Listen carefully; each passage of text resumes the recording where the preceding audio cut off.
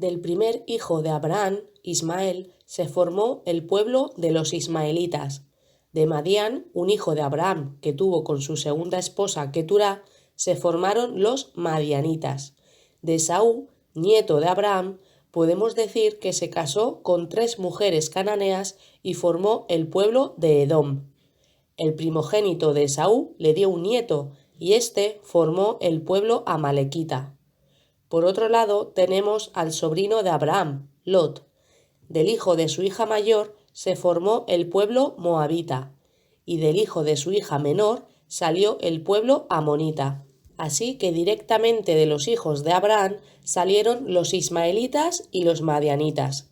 Del nieto de Abraham, Esaú, tenemos a los edomitas y a los amalequitas. Y del sobrino de Abraham, Lot, surgieron el pueblo moabita y el pueblo amonita. Como había prometido Dios, los ismaelitas llegaron a ser una nación grande que no se podía contar. Sus descendientes fueron en su mayor parte beduinos que moraban en tiendas, un pueblo que recorría el desierto de Parán enfrente de Egipto, pasando por el norte de Arabia y llegando incluso hasta Asiria. Alcanzaron notoriedad por ser un pueblo fiero y guerrero, y resultaba difícil llevarse bien con ellos. Como se había dicho de su padre Ismael, luchará contra todos y todos lucharán contra él. Vivirá enfrente de todos sus hermanos. Puesto que Ismael y Madián eran medio hermanos, es muy probable que con el transcurso del tiempo hubiese matrimonios mixtos entre los ismaelitas y los descendientes de Madián. Por lo general se cree que los descendientes de Madián se establecieron principalmente en la parte noroeste de Arabia, pero no se sabe con seguridad la extensión de la tierra que ocupaban, que debe haber variado en el transcurso de su historia. Los madianitas eran nómadas que moraban en tiendas. Cualquier matrimonio mixto de sus respectivos descendientes, mezcla de sangre, costumbres, rasgos y ocupaciones, podría haber dado lugar al uso indistinto de las expresiones ismaelitas y madianitas, como sucede en la manera de designar la caravana que vendió a José como esclavo en Egipto.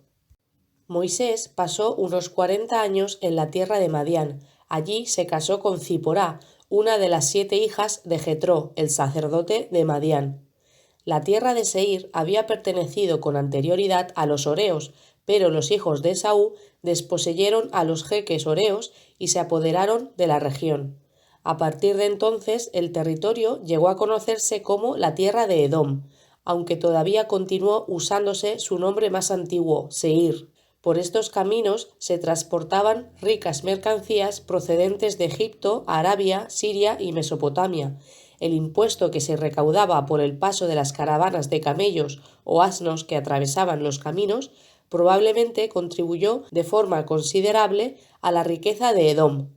Asimismo, es posible que los fatigados viajeros del desierto que paraban en Edom también pagaran por recibir comida y posada. La nación de Israel recibió el mandato de no detestar a un edomita, pues es tu hermano. Los amalequitas vivieron por un tiempo en el sur de Canaán, en el desierto del Negueb, y sus campamentos periféricos se extendían hacia la península del Sinaí y la parte norte de Arabia. Puede que en un tiempo su influencia se extendiera hasta la región montañosa de Piratón, más al norte, y más tarde vivieron al este de Canaán. Los moabitas y los amonitas tomaron posesión del territorio que antes había estado en poder de los Refaim o Emim. Por un tiempo, el territorio de los amonitas se unía al de los moabitas en la meseta existente al este del Mar Muerto. Sin embargo, con anterioridad a la entrada de Israel en Canaán, los amorreos habían desalojado a los amonitas de parte de su tierra y los habían empujado hacia el norte y hacia el este, de modo que los separaron de los moabitas, quienes también sufrieron la pérdida de bastante territorio. Posteriormente, la tierra de amonitas y moabitas se extendió con alguna variación. Por orden divina, los israelitas tenían prohibido tocar la tierra de los moabitas y los amonitas, porque eran descendientes de Lot. Aunque Dios no le había hecho ninguna promesa a Lot sobre las tierras que sepamos, Lot había demostrado día tras día ser un hombre justo. Y el Dios de Israel no se olvidó de Lot. Aunque hacía unos 300 años que Lot había muerto, para él era como si estuviera vivo. Por eso le mostró consideración a todos sus descendientes.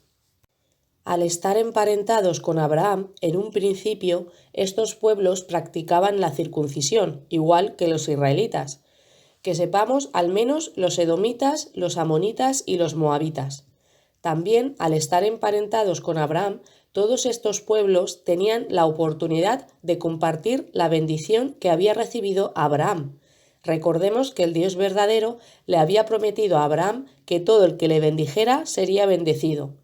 Todas estas naciones podían haber adorado al Dios verdadero de manera unida. Tenemos el ejemplo de Ruth con Boaz. Se desprende que cuando las mujeres de estos pueblos se convertían a la adoración del Dios verdadero, podían casarse con hombres judíos.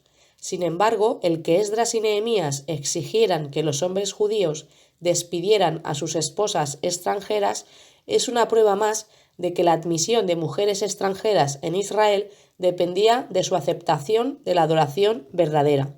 Así que, en principio, todo el que quisiera podía pertenecer a la congregación de Israel. Tristemente, en lugar de ser hermanos de Israel, decidieron ser enemigos acérrimos del pueblo de Dios. Salmos nos dice que los edomitas, ismaelitas, moabitas, amonitas y amalequitas eran enemigos de Dios y además odiaban a Dios. Curiosamente, los madianitas, aunque también atacaron a Israel, no están en esta lista. Y en contraste, una profecía de restauración habló del tiempo en que los camellos jóvenes de Madián y de Efá llevarían regalos a Sión. Veremos esta larga historia de oposición a Israel en el próximo vídeo.